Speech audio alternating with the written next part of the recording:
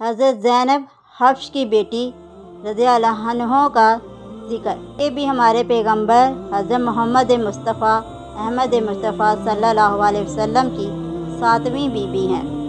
حضرت زید ایک صحابی ہیں۔ ہمارے پیارے نبی حضرت محمد صلی اللہ علیہ وسلم نے ان کو اپنا بیٹا بنایا تھا۔ پہلے بیٹا بنانا درست تھا۔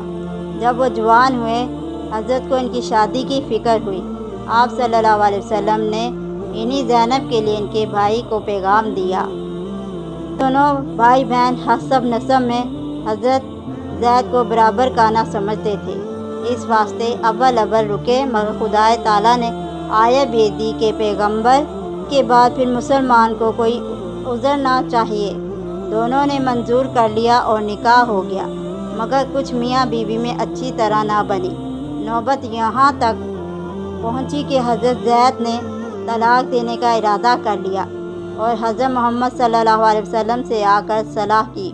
حضرت محمد صلی اللہ علیہ وسلم نے روکا اور سمجھایا، مگر اندازے سے آپ صلی اللہ علیہ وسلم کو معلوم ہو گیا کہ بے حق دیے رہیں گے نہیں۔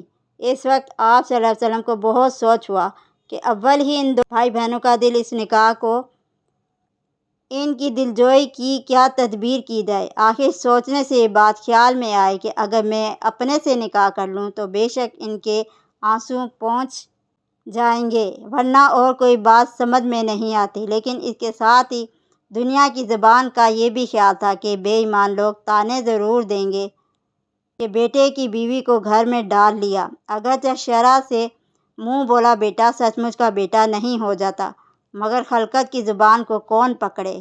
پھر ان میں بھی بے ایمان لوگ طعنے ضرور دیں گے کہ بیٹے کی بیوی کو گھر میں ڈال لیا۔ اگرچہ شرع سے منہ بولا بیٹا سچ مچ کا بیٹا نہیں ہو جاتا، مگر خلقت کی زبان کو کون پکڑے؟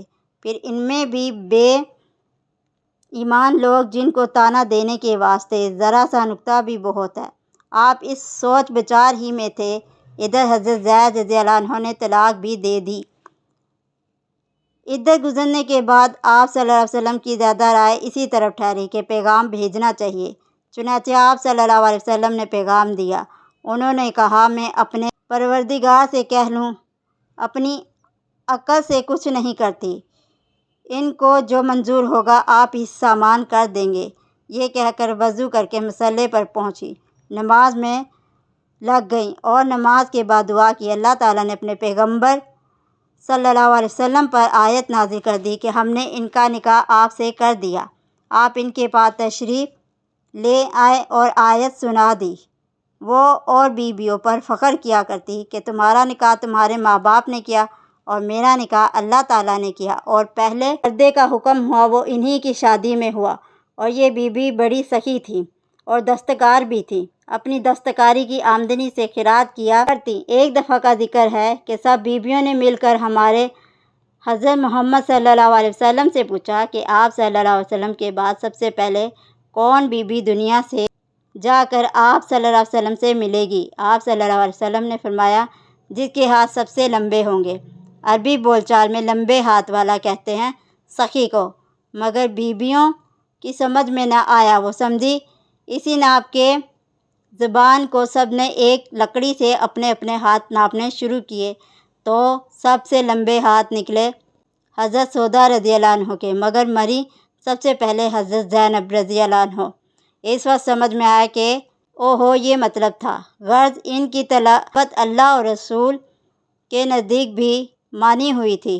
حضرت عائشہ رضی اللہ عنہ کا قول ہے کہ میں نے حضرت زینب رضی اللہ عنہ سے اچھی کوئی عورت نہیں دیکھی، دین میں بڑی کامل، خدا سے بہت ڈرنے والی، بات کی بڑی سچی، رشتہ داروں سے بڑی سلوک کرنے والی، خیرات بہت کرنے والی، خیرات کرنے کے واسطے دستکاری میں بڑی محنتن۔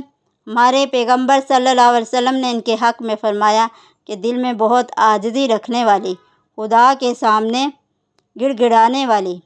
فائدہ: بیویوں تم نے سن لی سخاوت کی بزرگی اور دستکاری کی خوبی، اور ہر کام میں خدا سے رجوع کرنا۔ دیکھو کبھی اپنے ہاتھ سے کام کرنے کو ذلت مت سمجھنا، ہنر پیشے کو کبھی عیب مت جاننا۔